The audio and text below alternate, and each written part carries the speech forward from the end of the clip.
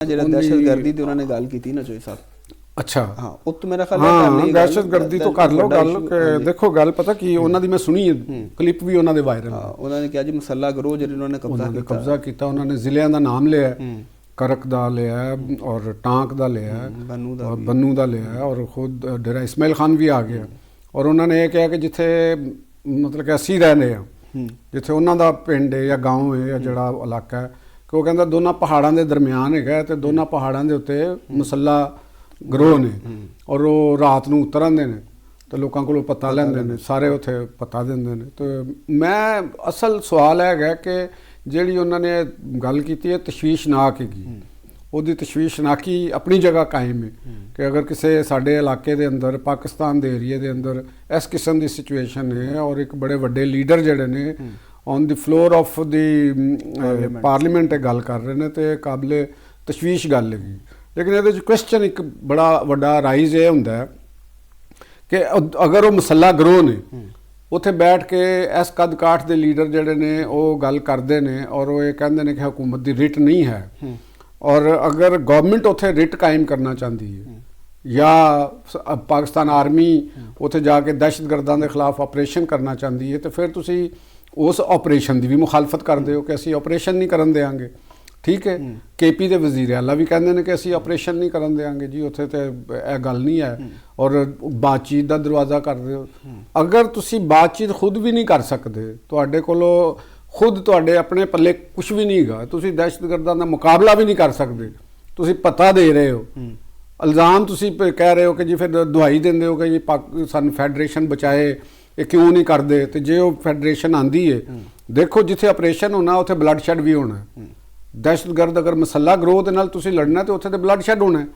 ਉਹਨਾਂ ਨੇ ਵੀ ਮਰਨਾ ਤੇ ਜਿਹੜੇ ਉਹਨਾਂ ਨਾਲ ਲੜਨਗੇ ਉਹਨਾਂ ਨੇ ਵੀ ਮਰਨਾ। ਹਾਂ ਤੇ ਕੁਝ ਉਹਦੇ ਚ ਫਿਰ ਉਹਦੇ ਚ ਸਾਰਾ ਕੁਝ ਹੀ ਹੁੰਦਾ ਇਹ ਤੇ ਸਾਰਾ ਕੁਝ ਫਿਰ ਚਾਹੀਦਾ। ਜਿਸ ਵੇਲੇ ਦੇਖੋ ਕਿ ਅਗਰ ਟੈਰਰਿਸਟ ਆ ਗਏ ਨੇ ਉਹਨਾਂ ਨੂੰ ਹੁਣ ਤੁਹਾਡੇ ਕੋਲ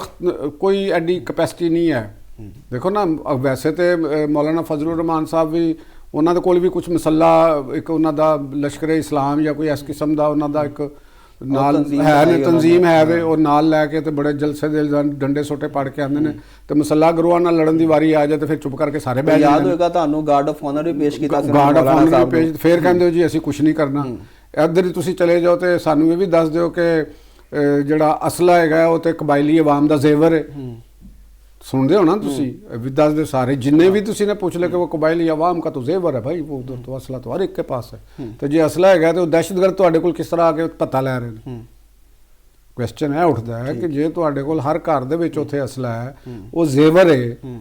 तो फिर मसला गरोह तुहाडे कोल किवें आके कह दिंदे ने कि भाईजान कड्डो पैसे हो सकदा ज़्यादा मसला होण ना फिर ये तो गल नहीं भावें थोड़े मसला हो तुसी या ते मुकाबला करो और जे दूसरा लड़न वास्ते आंदा है तुसी कहंदे हो जी नहीं ऐ नहीं करना। कदे पख्तूना के तहफ़्ज़ की गल शुरू हो जाती है कदे कोई सियासत दे विच आ जाती है कदे कहंदे जी तुसी उन्हां नाल मुज़ाकरात करो। ये जिहड़ी KP दे सियासतदान ने खास तौर पर जिहड़ा उन्हां दा माइंड सैट है चाहे वो PTI नाल ताल्लुक रखते हैं चाहे वो पीपल्स पार्टी नाल ताल्लुक रखते हैं चाहे वो JUI नाल ताल्लुक रखते हैं चाहे वो जमात इस्लामी नाल ताल्लुक रखते हैं चाहे वो मुस्लिम लीग नाल ताल्लुक रखते हैं। KP ਦੇ ਜਿਹੜੇ ਸਿਆਸਤਦਾਨ ਜਿਹੜਾ ਉੱਥੇ ਰਹਿੰਦਾ ਉਹਨਾਂ ਦਾ ਇੱਕ ਮਾਈਂਡ ਸੈਟ ਇਸ ਤਰ੍ਹਾਂ ਦਾ ਡਿਵੈਲਪ ਹੋਇਆ ਹੈ ਹਾਲਾਤ ਦੇ ਅੰਦਰ ਲਾ ਲਓ ਜਾਂ ਜੋ ਵੀ ਕਰ ਲਓ ਕਿ ਉਹ ਇਹ ਸਮਝਦੇ ਨੇ ਕਿ ਸਾਡਾ ਤਹਫ਼ੁਜ਼ ਅਸੀਂ ਖੁਦ ਨਹੀਂ ਕਰਨਾ। ਠੀਕ ਹੋ ਗਿਆ ਤਾਂ ਫਿਰ ਕਿੰਨਾ ਕਰਨਾ ਫਿਰ ਉਹ ਕਹਿਣਗੇ ਜੀ ਪਾਕਿਸਤਾਨ ਕਰੇ ਪਾਕਿਸਤਾਨ ਔਰ ਫਿਰ ਦੂਸਰੇ ਹੀ ਲੰਮੇ ਉਹ ਕਹਿਣਗੇ ਕਿ ਜੀ ਸਾਨੂੰ ਨੁਕਸਾਨ ਵੀ ਨਹੀਂ ਹੋਣਾ ਚਾਹੀਦਾ। तीसरे ही लम्हे कह कि असला भी साडा जेवर है असी असला भी नहीं एज खिलाफ भी नहीं असी करना। मतलब कहना कि फिर तुहाडी ये डुअलिटी तुहाडा एक जिहड़ा नुक्ता नज़र है तुहाडी पोलिटिकल ओरीएंटेशन हैगी है तुसी इहदे ते गौर करो। असैंबली के फ्लोर ते तुसी आके गल करदे हो तो यदा मतलब है कि फिर तुसी या तो फिर ऑपरेशन की हमायत करो कि उत्थे ऑपरेशन किया जाए इस तो इलावा तो कोई हल नहीं और तुसी उस ऑपरेशन का साथ दिओ। क्योंकि देखो ना इलैक्शन जो सन ये कहते सन असीं कैंपेन नहीं कर पा रहे कि सानूं धमकियां मिलदियां ने ठीक है तो वो सारा तो जो तुसी आप इन्हां चीज़ां दे शिकार रहे हो कुर्बानियां दित्तियां ने लड़ो भी फिर नाल लड़ो। तो एक होर तुहानूं मैं गल दस्सां तुसी इन्हां दे इलैक्शन की गल कर रहे हो उस वक्त खैबर पख्तूनख्वा दे जिहड़े गवर्नर सन वो इन्हां दे समधी सन मौलाना फजलुर रहमान ਸਾਰੀ ਜਿਹੜੀ ਨਿਗਰਾਨ ਗਵਰਨਮੈਂਟ ਸੀ ਜਿਨ੍ਹਾਂ ਨੇ ਇਲੈਕਸ਼ਨ ਕਰਵਾਇਆ ਉਹ ਇਹਨਾਂ ਦੇ ਖੁਦ ਆਪਣੇ ਸਨ। ਦੇਖੋ ਆਪਣੇ ਬੰਦੇ ਜੇ ਤੁਹਾਡੇ ਉੱਥੇ ਇਨਕੈਪੈਸਿਟੀ ਕਰ ਗਏ, ਤੁਹਾਡੇ ਨਾਲ ਉਹ ਪੂਰੀ ਤਰ੍ਹਾਂ ਮਾਮਲਾਤ ਨਹੀਂ ਕਰ ਸਕੇ, ਉਹਨਾਂ ਨੇ ਪੀਟੀਆਈ ਨੂੰ ਜਿਤਾਉਣ ਵਾਸਤੇ ਆਪਣਾ ਰੋਲ ਪਲੇ ਕੀਤਾ, ਤੇ ਫਿਰ ਇਹਦਾ ਮਤਲਬ ਕਿ ਤੁਹਾਡੇ ਆਪਣੇ ਲੋਕਾਂ ਦੇ ਅੰਦਰ ਕਮਜ਼ੋਰੀ ਸੀ, ਤੁਹਾਡੀ ਵਿਲ ਕਮਜ਼ੋਰ ਸੀ, ਤੁਹਾਡੇ ਅੰਦਰ ਪੋਲੀਟੀਕਲ ਵਿਲ ਨਹੀਂ ਹੈ ਕਿ ਤੁਸੀਂ ਟੈਰਰਿਜ਼ਮ ਦੇ ਨਾਲ फाइट करो, या तुसी उस सिस्टम दे हामी हो। देखो बेनीफिशरी भी होते हो, हामी भी होते, और यह भी एक बार गलत फिर तुसी पूरे पाकिस्तान नाल ज्यादती कर रहे हो। देखो जिहड़ा बंदा एक अनगवर्नड एरिए च रह रहा, वो गवर्नड एरिए के अंदर आके जायदाद खरीद रहा, कारोबार कर रहा, हर चीज़ कर रहा, और वापस अनगवर्नड एरिए च चला जाता, उत्थे कोई टैक्स नहीं, कोई कुछ नहीं, कोई गल नहीं, कोई मामलात नहीं, इत्थे जुर्म करदा उत्थे चला जाता, इत्थों दे हर वसाइल तो फायदा चुकदा है, इत्थों हर हॉस्पिटल तो इलाज करांदा है, जो आईने पाकिस्तान फैसिलिटी दिंदा उहदे तो फैसिलिटी तो फायदा चुकदा है, इंफ्रास्ट्रक्चर नूं यूज़ करदा है, टैक्स नहीं दिंदा, कोई टैक्स नहीं दिंदे। तो यह तो फिर तुहाडा इहदा मतलब कि तुसी एक दीदा दानिस्ता एक खास पॉलिसी के तहत वो फ्रीडम इंजॉय करना चाहते हो जिहड़ी बियॉन्ड दी कॉन्स्टिट्यूशन भी है तो अबव दी कॉन्स्टिट्यूशन, यानी तुसी इस तरह का अपने वास्ते स्टेटस चाहते हो कि बाकी लोग under the constitution under the law होन ते असी अबव दी लॉ होईए, ठीक है ना। साडे ते कॉन्स्टिट्यूशन नाफज ना होवे, साडे ते गवर्नमेंट दी रिट नाफज ना होवे, और अगर साडे ते कोई मसला ग्रो आन तो फिर तुसी आके उन्हां नाल लड़ो। ਤੁਹਾਡੀ ਗੱਲ ਤੋਂ ਤੇ ਸਮਝ ਆ ਰਹੀ ਹੈ ਕਿ ਵੀ ਜੋ ਕੁਝ ਉਥੋਂ ਦੇ ਹਾਲਾਤ ਹੈ ਨੇ ਉਹਦੇ ਤੋਂ ਲੋਕ ਫਾਇਦਾ ਵੀ ਚੁੱਕ ਰਹੇ ਨੇ, ਪੂਰਾ ਫਾਇਦਾ ਚੁੱਕ ਰਹੇ ਨੇ, ਔਰ ਜਿਹੜੀ ਗੱਲ ਕਰ ਰਹੇ ਨੇ ਆਵਾਜ਼ ਚੁੱਕਦੇ ਨੇ, ਇਹਦਾ ਮਤਲਬ ਹੈ ਕਿ ਉਹ ਬਸ ਉਹਦੀ ਤੁਹਾਨੂੰ ਸਿੰਪਲ ਇੱਕ ਮਿਸਾਲ ਲਾ ਲਓ ਕਿ ਨਾਨ ਕਸਟਮ ਪੇਡ ਗੱਡੀਆਂ ਬਲੋਚਿਸਤਾਨ 'ਚ ਵੀ ਚੱਲਦੀਆਂ ਨੇ, ਕੇਪੀ 'ਚ ਵੀ ਚੱਲਦੀਆਂ ਨੇ, ਉਹਨਾਂ ਦਾ ਟ੍ਰੇਡ, ਉਹਨਾਂ ਦੀ ਵੇਚ ਖਰੀਦ, ਉਹਦੇ ਬੈਨੀਫਿਸ਼ਰੀ ਕੌਣ ਨੇ? ਜਿਹੜੇ ਉੱਥੇ ਲਿਆ ਰਹੇ ਨੇ, ਵੇਚ ਰਹੇ ਨੇ, ਉਹੀ ਨੇ ਨਾ। ਅਸੀਂ ਤੁਸੀਂ ਤੇ ਨਹੀਂ ਹੈਗੇ। ਆਜ਼ਾਦ ਕਸ਼ਮੀਰ ਜਿਹੜਾ ਇਤਜਾਜ ਉਹਨਾਂ ਨੇ ਵੀ ਕਿਹਾ ਸੀ ਉਹ ਆਮੀ ਜਿਹੜਾ ਕਿਸੇ ਉਹਨਾਂ ਦਾ ਚੁੱਕੋ, ਹਾਂ ਕੋ ਨਾਨ ਕਸਟਮ ਪੇਡ ਗੱਡੀਆਂ ਜ਼ਿਆਦਾ, ਔਰ ਪਾਕਿਸਤਾਨ ਦੇ ਖਿਲਾਫ ਉੱਥੇ ਕਸ਼ਮੀਰ 'ਚ ਵੀ ਨਾਰੇ ਮਾਰੀ ਜਾ ਰਹੇ ਨੇ ਵੀ ਬੰਦੇ ਦੇ ਪੁੱਤਰ ਤੁਸੀਂ ਨਾ, ਤੁਸੀਂ ਕੋਈ ਬਿਜਲੀ ਦਾ ਬਿੱਲ ਦੇਣ, ਹਮਾਰਾ ਜੀ ਉਹ ਮੰਗਲਾ ਡੈਮ ਹੈ, ਤੇ ਜੇ ਤੁਹਾਡੇ ਸਿਰ ਦੇ ਉੱਤੇ ਹੁੰਦਾ ਤੇ ਤੁਸੀਂ ਮੰਗਲਾ ਡੈਮ ਬਣਾ ਲੈਂਦੇ, ਅੱਜ ਤੱਕ ਤੁਹਾਡਾ ਤੁਸੀਂ ਡੈਮ ਨਹੀਂ ਸੀ ਬਣਾ ਸਕਦੇ। ਔਰ ਤੀਸਰੀ ਗੱਲ ਤੁਸੀਂ ਇੱਕ ਹੋਰ ਇਹਦੇ 'ਚ ਨੋਟ ਕਰੋ ਕਿ ਇਹ ਜਿਹੜਾ ਸ਼ੋਰ ਤੁਹਾਨੂੰ ਨਜ਼ਰ ਆਉਂਦਾ ਕਿ ਦਹਿਸ਼ਤਗਰਦੀ ਦੇ ਹਵਾਲੇ ਨਾਲ ਜਿਹੜੀਆਂ ਚੀਜ਼ਾਂ ਤੁਹਾਨੂੰ ਨਜ਼ਰ ਆਉਂਦੀਆਂ ਨੇ, ਇਹ ਪਸ਼ਤੋ ਸਪੀਕਿੰਗ ਬੈਲਟ ਦੇ ਵਿੱਚ ਨੇ। ਕੇਪੀ ਦਾ ਉਹ ਹਿੱਸਾ ਅੱਗੇ ਵੀ ਮੈਂ ਜ਼ਿਕਰ ਕਰ ਚੁੱਕਿਆ ਮੈਂ, ਹਜ਼ਾਰਾ ਡਿਵੀਜ਼ਨ, ਬਾਕੀ ਸਾਰੇ ਸਕੂਲ ਨਾਲ ਬੈਠੇ ਤੇ ਉੱਥੇ ਕੋਈ ਮਸਲਾ ਨਹੀਂ, ਚੁੱਪ ਕਰਕੇ ਬੈਠੇ ਨੇ। ਤੇ ਐਨਜੀ ਜਿਹੜਾ ਹੁਣ ਰਾਜਾ ਨਾਸਰਾਬਾਦ ਸਾਹਿਬ ਆ ਜਾਂਦੇ ਨੇ, ਉਹਨਾਂ ਦੇ ਵੀ ਬਿਆਨ ਤੁਸੀਂ ਸੁਣ ਚੁੱਕੇ ਨੇ। ਈਰਾਨ 'ਚ ਮੁਜ਼ਾਹਰੇ ਹੋ ਰਹੇ ਸਨ ਤੇ ਉਹਨਾਂ ਨੇ ਕਿਹਾ ਕਿ ਈਰਾਨੀ ਆਵਾਮ ਘਰਾਂ 'ਚ ਰਵੇ, ਮੁਜ਼ਾਹਰੇ ਨਾ ਕਰੇ, ਤੇ ਇਹ ਤੇ ਅੱਛੀ ਗੱਲ ਨਹੀਂ ਹੈਗੀ ਕਿ ਆਪਣੀ ਗਵਰਨਮੈਂਟ ਦੇ ਖਿਲਾਫ ਮੁਜ਼ਾਹਰੇ ਕਰੋ। ਤੇ ਇੱਥੇ ਲੋਕਾਂ ਨੂੰ ਕਹਿ ਰਹੇ ਨੇ 8 ਫਰਵਰੀ ਦੇ ਘਰਾਂ 'ਚੋਂ ਨਿਕਲੋ ਬਾਹਰ। ਇਹਨੂੰ ਤੁਸੀਂ ਕੀ ਕਹੋਗੇ? ਇਹਦਾ ਕੀ ਤੁਸੀਂ ਇਹਦਾ ਨਾਂ ਲਓਗੇ? ਔਰ ਸੈਨੇਟ 'ਚ ਸਾਡੇ ਅਪੋਜੀਸ਼ਨ ਲੀਡਰ ਨੇ, ਔਰ ਉਸ ਪਾਰਟੀ ਦੇ ਲੀਡਰ ਨੇ ਜਿਹੜੀ ਕਲੇਮ ਕਰਦੀ ਕਿ ਅਸੀਂ ਸਭ ਤੋਂ ਵੱਡੀ ਪਾਰਟੀ ਹਾਂ,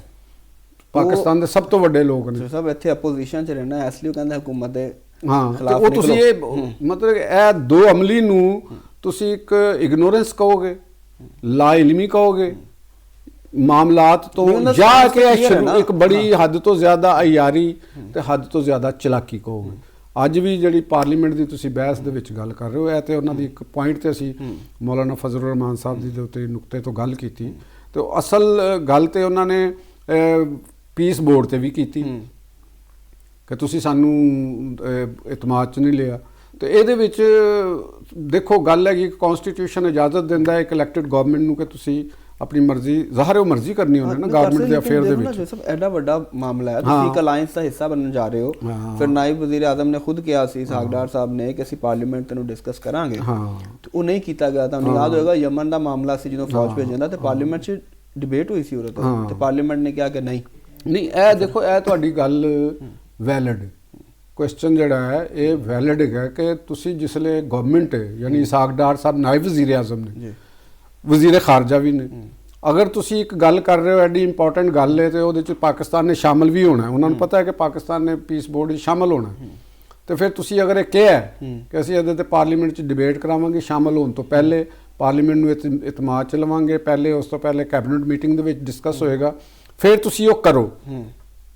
ਕਿਉਂਕਿ ਇਹ ਤੁਸੀਂ ਕੀ ਮਜ਼ਾਕ ਬਣਾਇਆ ਤਾਂ ਮਤਲਬ ਕਿ ਫਿਰ ਤੇ ਤੁਸੀਂ ਵੀ ਤਾਂ ਮਜ਼ਾਕ ਬਣਾਇਆ ਹੈ ਨਾ। ਦੇਖੋ ਨਾ, ਤੁਸੀਂ ਇਹ ਦਾਤਾ ਸਾਹਿਬ ਦਾ ਉਰਸ ਤਾਂ ਨਹੀਂ ਹੈਗਾ ਨਾ ਕਿ ਜਿੱਥੇ ਤੁਸੀਂ ਆਰਾਮ ਨਾਲ ਆ ਕੇ ਤੇ ਇਹ ਗੱਲ ਹੈ, ਇੰਟਰਨੈਸ਼ਨਲ ਅਫੇਅਰ ਨੇ। ਦੇਖੋ ਉਸ ਤੇ ਅਸੀਂ ਵੀ ਤਨਕੀਦ ਕਰ ਰਹੇ ਹਾਂ, ਸਾਰੇ ਤਨਕੀਦ ਕਰਦੇ ਰਹੇ ਨੇ, ਇਵਨ ਸਿਟਿੰਗ ਗਵਰਨਮੈਂਟ ਤਨਕੀਦ ਕਰਦੀ ਰਹੀ। ਕੋ ਜਿਹੜਾ ਬੰਦ ਲਿਫਾਫੇ ਤੇ ਕੈਬਨਿਟ ਨੇ ਅਪਰੂਵਲ ਦਿੱਤਾ ਸੀ, ਤੇ ਉਹ ਤੇ ਕੈਬਨਿਟ ਚ ਫਿਰ ਵੀ ਡਿਸਕਸ ਹੋਇਆ, ਭੁਗਤ ਰਹੇ ਨੇ ਨਾ। ਉਹ ਤੇ ਉਹਨੇ ਲਿਆ ਕੇ ਲਿਫਾਫਾ ਰੱਖ ਦਿੱਤਾ। ਯਾਨੀ ਜਿਸ ਵਕਤ ਤੁਸੀਂ ਇਕਤਦਾਰ ਦੇ ਵਿੱਚ ਆ ਜਾਓ, ਤੁਸੀਂ ਇਹ ਸਮਝਦੇ ਹੋ ਕਿ ਸਾਡੇ ਤੇ ਉੱਤੇ ਤੇ ਕੋਈ ਹੁਣ ਜ਼ਿੰਮੇਵਾਰੀ ਨਹੀਂ, ਅਸੀਂ ਤੇ ਇਹਤਸਾਬ ਤੋਂ ਮੁਬਰਮ। ਇਸਹਾਕ ਡਾਰ ਸਾਹਿਬ ਜਿਹੜੇ ਨੇ, ਅਗਰ ਜਾਂ ਤੇ ਪਹਿਲੇ ਤੁਸੀਂ ਸੋਚੋ